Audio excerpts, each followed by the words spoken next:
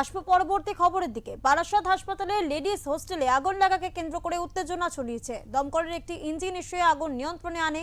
প্রাথমিকভাবে মনে করা হচ্ছে শর্ট সার্কিট থেকেই আগুন লেগেছে। হোস্টেলের ছেলেমেয়েরা এবং দমকলের তৎপরতাতেই আগুন দ্রুততার সঙ্গে নেভানো সম্ভব হয়েছে।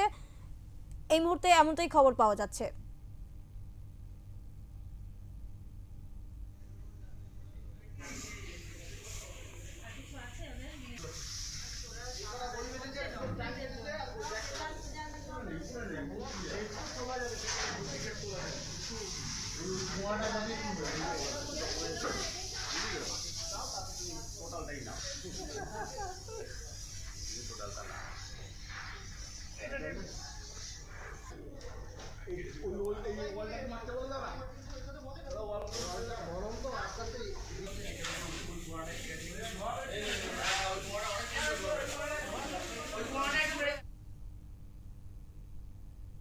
এই মুহূর্তে আমরা কথা বলবো আমাদের প্রতিনিধি সুকান্ত চট্টোপাধ্যায়ের সাথে। সুকান্ত, জানতে চাইবো বারাসতের লেডিস হোস্টেলে অগ্নিকাণ্ডের ঘটনা ঘটেছে এবং এই মুহূর্তের আপডেট ঠিক কি রয়েছে?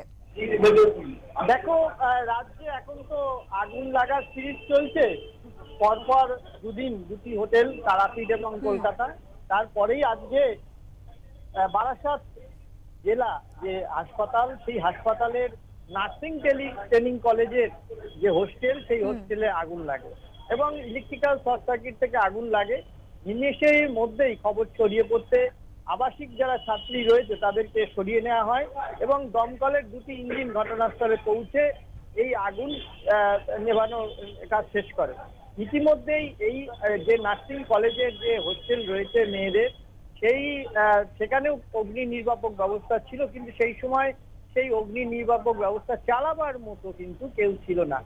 এইটা কিন্তু একটা প্রশ্নের মুখে পড়েছে হাসপাতাল কর্তৃপক্ষ এবং জেলা স্বাস্থ্য দপ্তর বা সিএমওইচ এর অফিসের ঢিলছোড়া দূরত্বে এই অগ্নিকাণ্ডের ঘটনা ঘটায়। রীতিমতো কিন্তু একটা আতঙ্কের পরিবেশ সৃষ্টি হয়েছে হসপিটাল জুড়ে। তার কারণ, গতকালকে নিউ মার্কেটে যেমন 9 জন মারা গিয়েছে, তারাপীঠে একটি হোটেলে অগ্নিসংযোগে 9 জন মারা গিয়েছে। 18 জনের মৃত্যু 24 ঘন্টা 48 ঘন্টার মধ্যে। ফের আবার এই ছাত্রীদের হোস্টেলে এই অগ্নিকাণ্ড। ফলত একটা আতঙ্কের পরিবেশ যেমন সৃষ্টি হয়েছে ছাত্রছাত্রীদের মধ্যে, তেমনি এই হাসপাতাল কর্তৃপক্ষ বা কলেজ কর্তৃপক্ষ, মেডিকেল কলেজ কর্তৃপক্ষের যে উদাসীনতা, যে ইলেকট্রিক্যাল লাইনগুলি গিয়েছে এবং সেখান থেকে কিভাবে শর্ট সার্কিট হলো, সেটাও কিন্তু প্রশ্নের মুখে উঠেছে। যে নিম্নমানের বৈদ্যুতিক যন্ত্রপাতি ব্যবহার করা, বৈদ্যুতিক সরঞ্জাম ব্যবহার করার ফলেই এই শর্ট সার্কিট, এমনটাই অভিযোগ করছেন এই যে যারা আবাসিক ছাত্রছাত্রী রয়েছে এবং আশেপাশে যারা পাড়ার বাসিন্দারা রয়েছে। ফলত প্রশ্নের মুখে কিন্তু সেই স্বাস্থ্য পরিষেবা যেমন রয়েছে, তেমন এই স্বাস্থ্য পরিষেবা যারা দেন, ডাক্তার, নার্স, তাদের জীবনের যে ঝুঁকি রয়েছে, এটাও কিন্তু একটা বড় বিষয় হয়ে উঠেছে। একেবারে সুকান্ত, জানতে চাইবো এই ঘটনায় কোনো হতাহতের খবর কি পাওয়া গিয়েছে? দেখো, যেহেতু ভোরবেলা আগুন লেগেছে এবং তখন ছাত্রছাত্রীরা রীতিমতো তারা তাদের যে মর্নিং শিফটের ডিউটি সেখানে চলে যায়, তার জন্য তারা ভোর 4টে থেকে তারা কিন্তু প্রস্তুতি নেয়।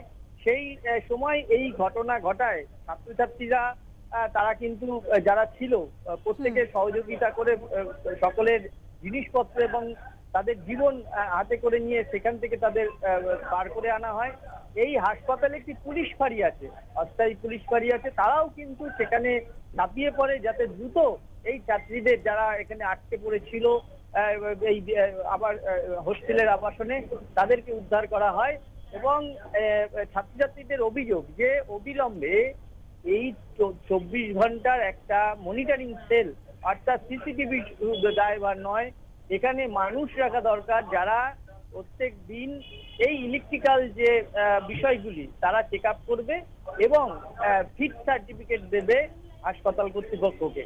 সেটা না করলে, এখন গরমের সময় এসি চলে, তারপরে এই যে ডাক্তারি পরীক্ষা বা ডাক্তারি ছাত্রদের, নার্সিং ছাত্রদের বহু বিষয় রয়েছে যেগুলো মেশিনারিজ গুলো ব্যবহার করতে গেলে বিদ্যুতের প্রয়োজন হয় এবং সেই বিদ্যুৎ ব্যবহারের ক্ষেত্রে যদি এই ধরনের বিপদ ঘটে, তাহলে তো এই নার্সিং কলেজে আর ছাত্রীরা ভর্তি হবে না, তারা তো আর এখানে পড়তে এসে মৃত্যুবরণ করবে না।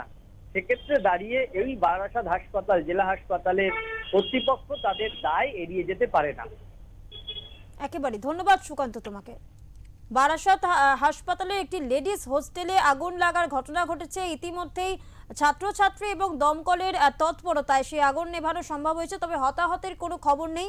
কিন্তু রাজনৈতিক মহলে জোর চর্চা শুরু হয়েছে, একাধিক প্রশ্ন রয়েছে যে কিভাবে বারংবার এই অগ্নিকাণ্ডের ঘটনা ঘটছে।